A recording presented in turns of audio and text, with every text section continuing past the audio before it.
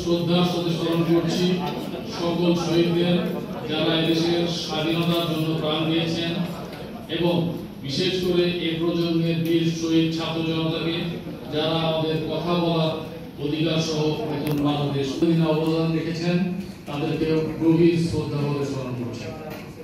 সাংবাদিক বোন এবং ভাইয়েরা, আপনারা জানেন তৈরি পোশাক খাত দেশের রপ্তানি আয়ের সবচেয়ে বড় উৎস, যেখান থেকে প্রায় 84% বৈদেশিক মুদ্রা অর্জিত হয়। এই খাত একদিকে অর্থনীতি ও জিডিপিতে যেমন অবদান রাখছে, কর্মসংস্থান, নারীর ক্ষমতায়ন, সামাজিক সুরক্ষা ও জাতীয় উন্নয়নে গুরুত্বপূর্ণ ভূমিকা পালন করে আসছে। তবে এটিও সত্য, নানা প্রতিকূলতা আর চ্যালেঞ্জ মোকাবেলা করে এ শিল্প 45 বছরের বেশি সময় ধরে টিকে থাকলেও এখনো কাঙ্ক্ষিত লক্ষ্যমাত্রা অর্জন ও টেকসই উন্নয়নে পুরোপুরি সফল হতে পারেনি।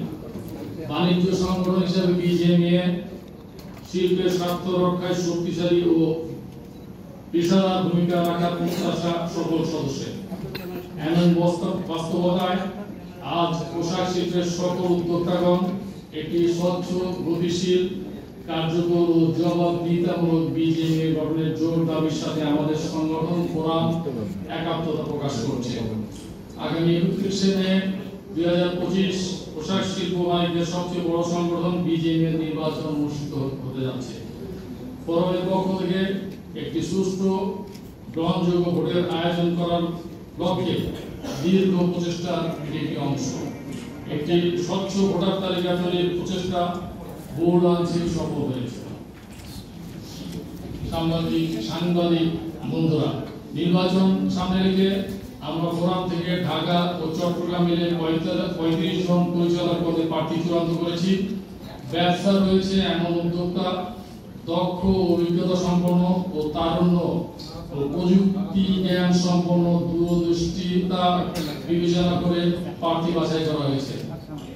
আমি বিশ্বাস করি আমাদের প্রার্থীরা পর্ষদে এলে তাদের হাতে পড়বে আধুনিক ও জবাবদিহিতামূলক বিজিএমইএ এবং ফিরে আসবে হারানো ঐতিহ্য ও সুনাম। প্রিয় বন্ধুরা, পোশাক খাতের অগ্রযাত্রা, উন্নয়ন ও বৈশ্বিক চ্যালেঞ্জ মোকাবেলা করার জন্য আমরা কয়েকটি কৌশলগত প্রস্তাব আপনাদের সামনে উপস্থাপন করছি। প্রথম, পোশাক শিল্পের জন্য পৃথক মন্ত্রণালয় গঠন। পোশাক শিল্পের অগ্রযাত্রার জন্য সরকারি নীতি সহায়তা চলমান থাকতে হবে। এই মুহূর্তে পোশাক শিল্প সংক্রান্ত যে কোনো সমস্যার জন্য বাণিজ্য মন্ত্রণালয়ের মুখোমুখি থাকতে হয়, কিন্তু বাণিজ্য মন্ত্রণালয় স্থানীয় ব্যবসা বাণিজ্য সহ অনেক বিষয়ের কারণে ব্যাপক সময় ব্যয় করতে হয়, যেখানে শুধুমাত্র পোশাক শিল্পকে যথেষ্ট সময় দেওয়া মন্ত্রণালয়ের পক্ষে সম্ভব হয় না। পোশাক শিল্পের জন্য সুনির্দিষ্ট নীতি প্রণয়ন, দ্রুত সিদ্ধান্ত গ্রহণ ও বাস্তবায়নের জন্য আলাদা মন্ত্রণালয় প্রতিষ্ঠার আমাদের দাবি অনেক দিনের। আমাদের প্রস্তাব, এ লক্ষ্যে নতুন কোনো মন্ত্রণালয় না করে বস্ত্র মন্ত্রণালয়কে পুনর্গঠন করে বস্ত্র ও পোশাক শিল্প মন্ত্রণালয় গঠন করা দরকার। দ্বিতীয়ত, এসএমই ও নতুন উদ্যোক্তাদের সর্বোচ্চ সহায়তা করা। পোশাক খাতের ছোট ও মাঝারি উদ্যোক্তাদের চ্যালেঞ্জ অনেক দিনের। আমাদের মনে রাখা দরকার, আজকের ছোট শিল্প আগামী দিনের বড় শিল্পে পরিণত হবে। তাই এসএমই উদ্যোক্তাদের জন্য স্বল্প সুদে ঋণের ব্যবস্থা করা জরুরি। একই সঙ্গে তাদের প্রযুক্তি সহায়তা ও মার্কেট অ্যাক্সেস বৃদ্ধিতে বিশেষ ফান্ড গঠন করা দরকার বলে আমরা মনে করি। কাস্টমস অটোমেশন ত্বরান্বিত করা। কাস্টমস অডিট নিয়ে আমাদের হয়রানি আমাদের একটা জীবনের অংশ হয়ে গেছে। আমরা এই হয়রানিতে যেতে চাই না। প্রয়োজনে সর্বোচ্চ র্যাঙ্কধারী প্রফেশনাল অডিট ফার্ম নিয়োগ দিয়ে অডিট প্রক্রিয়া আউটসোর্সিং করতে হবে। ডিজিটাল ক্লিয়ারেন্স সিস্টেম চালু করে আমদানি রপ্তানি প্রক্রিয়ার সময় ও ব্যয়ও কমানোর জন্য আমরা জোর দাবি করছি। 4 নম্বর, শিল্পের নিরাপত্তা, শ্রম অধিকার ও পরিবেশ সুরক্ষা। সাংবাদিক বন্ধুরা, বক্তব্যের শুরুতে আমরা বলেছি আমাদের তৈরি পোশাক শিল্পের বয়স প্রায় 45 বছর, তবে এখনো খাতটি টেকসই করে গড়ে তোলা সম্ভব হয়নি। পোশাক খাত টেকসই করতে আমাদের শিল্পের নিরাপত্তা, শ্রম অধিকার, পরিবেশ সুরক্ষা এই 3টি বিষয়ে অগ্রাধিকার আমরা দিতে চাই। এই জন্য দরকার সমন্বিত সুশাসন, কমপ্লায়েন্স সনদ ব্যবস্থাকে শীঘ্রই উদ্যোগ গ্রহণ করা হবে আমরা যদি আমাদের মেম্বারদের সমর্থন দিয়ে বিজেপি পরিচালনার দায়িত্ব পাই। 5 নম্বর হচ্ছে প্রকৃত রপ্তানিকারকদের সদস্য পদ নিশ্চিত করা। বিজিএম এর বর্তমান সদস্য সংখ্যা প্রায় 7,000-এর উপরে, কিন্তু বিগত বছরে অনেককেই সদস্য করা হয়েছে নির্দিষ্ট মানদণ্ড উপেক্ষা করে। এগুলো কঠোরভাবে মনিটরিং করা দরকার, কারণ যে কোনো একটি ফ্যাক্টরিতে দুর্ঘটনা সংঘটিত হলে তার দায় পুরো খাতের উপর চলে আসে। নির্দিষ্ট মানদণ্ড উপেক্ষা করে সদস্য পদ দেওয়া থেকে ওরা বিরত থাকবে।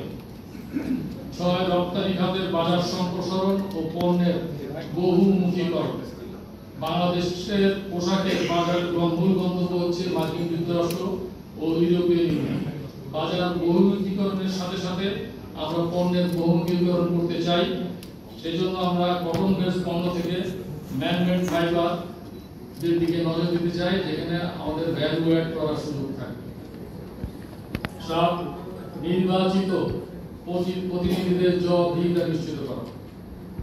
আমরা যারা নির্বাচনে অংশগ্রহণ করি, নির্বাচিত হতে চাই, তারা উদ্যোক্তাদের কাছে নানা ধরনের প্রতিশ্রুতি দিয়ে থাকি, কিন্তু নির্বাচনের পরে আমরা অনেকেই অনেক কিছু বলে দেয়। ফোরাম থেকে যেসব নির্বাচনী প্রতিশ্রুতি দেওয়া হবে তা বাস্তবায়ন করার জন্য এবং মেম্বারদের স্বার্থ সংশ্লিষ্ট বিষয়ে তদারকি করার জন্য প্রতিজন নির্বাচিত পরিচালক 50 থেকে 70টি কারখানার দায়িত্বে থাকবেন। অনেকটা মাল্টিন্যাশনাল কোম্পানি বা ইদানিং ব্যাংকগুলোতে যেভাবে রিলেশনশিপ ম্যানেজার বা ডিরেক্টর তৈরি হয়েছে, সেরকম করে নির্দিষ্ট কিছু ফ্যাক্টরির দায়িত্বে নির্দিষ্ট পরিচালকরা দায়িত্ব পালন করবেন। ইন অ্যাডিশন অফিস বেয়ারার বা প্রেসিডেন্টের বাড়তি দায়িত্ব থাকবে। শিল্পজন ভিত্তিক ক্রাইসিস ম্যানেজমেন্ট সেল। বিজিএম এর ক্রাইসিস ম্যানেজমেন্ট সেল অনেকটাই সেন্ট্রালাইজ, এটাকে বিকেন্দ্রীকরণ করা হবে। শিল্পাঞ্চল ভিত্তিক সেল গঠন করা হবে, দায়িত্ব দেওয়া হবে সংশ্লিষ্ট এলাকার পরিচালক, সঙ্গে বিজিএম এর কর্মকর্তা এবং শ্রমিক ফেডারেশনের নেতারাও সম্পৃক্ত থাকবেন এবং অবশ্যই সরকারের যে দল আছে তারাও এখানে সম্পৃক্ত থাকবেন। যে কোনো সমস্যা যেন দ্রুত উদ্যোগ নিতে পারে, এই জন্য জোন ভিত্তিক ক্রাইসিস ম্যানেজমেন্ট সেল গঠনের কথা আমরা বলছি। এক্সিট পলিসি, এটা নিয়ে অনেক কথা হয়েছে। আপনারা জানেন যে উদ্যোক্তাদের অনিয়ন্ত্রিতের কারণে কোন শিল্প রুগ্ন হলে তার এক্সিটের কোনো সুযোগ নাই। এখন পর্যন্ত কেন্দ্রীয় ব্যাংকের একটি নীতিমালা রয়েছে, যেটা যথেষ্ট নয়। আমরা এটাকে বাস্তবমুখী এক্সিট পলিসি করতে চাই। এটা বিস্তারিত নিয়ে আমরা বাংলাদেশ ব্যাংকের সাথে কথা বলেছি।